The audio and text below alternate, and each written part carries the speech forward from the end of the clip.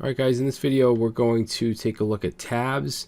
So again, if you've had experience with Bootstrap and some other frameworks, tabs are very popular. You basically have a line of tabs, you click one and it shows the content from that one, click another one, shows the content. So this is the basic markup here. We're using the grid, so we have a row, we have a 12 column row, and that's where we're putting the UL.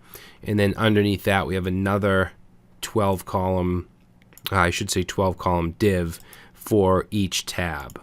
Okay, and then what we want to do is add to the UL right here a class of tabs, okay, to let it know that it is in fact tabs. And you'll see as soon as I save, it lines them up horizontally. And then for this first LI we have, we're going to set this to a class of tab, okay, singular. We're also going to do call S3 because we want it to basically be, we want four 3-column tabs. Okay, and then for the A tag that's around this text right here, we're going to have this go to #tab1. Okay, and you can call that whatever you want. And then for the second LI, same thing, we'll do tab call S3. And then for the href, we'll do #tab2. We want to do tab call S3. And href, this one will be #tab3. And then this final one,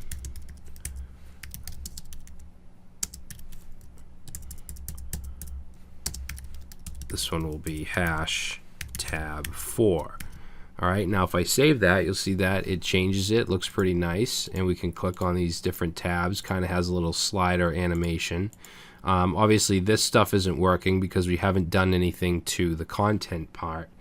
So what we need to do is figure out what we want for tab 1, which is obviously this area here. So we're going to add an ID right here for tab 1. Okay, and then we're going to go to the next div, add an ID of tab 2. This one will have an ID of tab 3. And of course this one will have an ID of tab 4.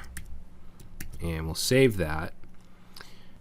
And now if I click tab 2, you'll see we can see the content from tab 2, from tab 3, and so on. I don't know why I have this outside of the paragraph.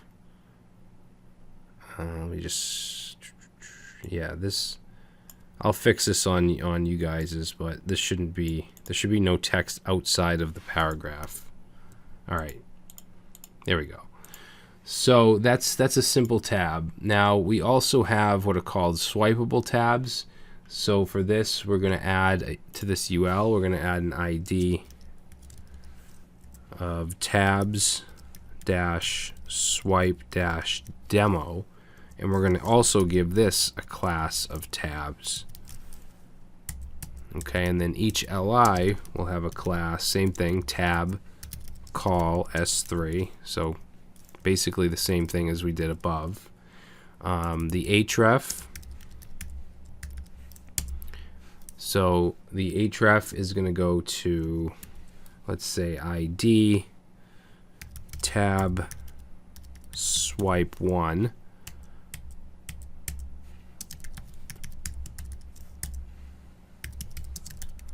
S3 href will be tab swipe 2. One more, we'll do tab call S3.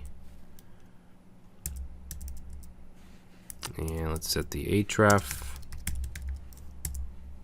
to tab-swipe-3. All right.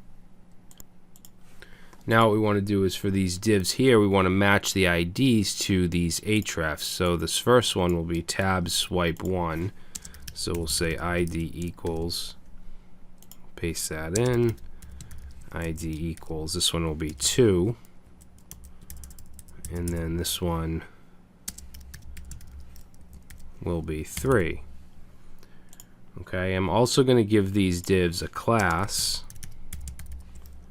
I'm going to give this a class of call S12 blue. Okay, I want these to be different colors, so I'm going to copy that class, and we'll say blue. This one will be red, and this one will be green.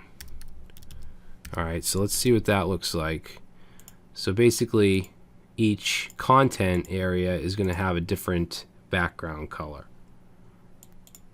Now this looks weird with no padding or anything, so what we want to do is we want to go down to our JavaScript, and we're going to say tabs. Actually, let me see. Both of these have a class of tabs, correct? Yes, they both have a class of tabs.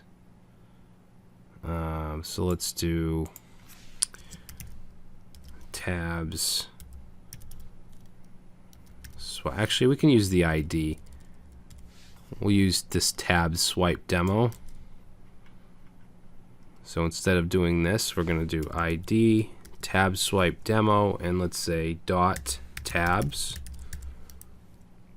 And then in here, I'm going to pass in an object, and we're going to say swipeable. I forgot the E. Swipeable, and we're going to set that to true.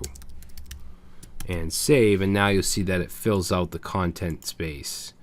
Okay, so now we can do that. I mean, these don't have to be different color backgrounds, but I wanted you to clearly see that they have different color background or different different content areas. Okay, and of course our tabs up here still work.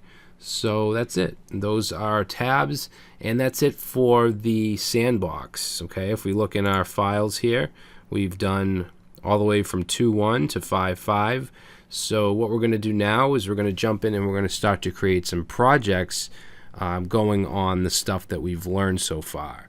Okay, so I realize that the sandbox isn't the funnest thing in the world to do, but it is necessary to learn the different class names and also just what's available with the framework. All right, so let's go ahead and get started with some projects.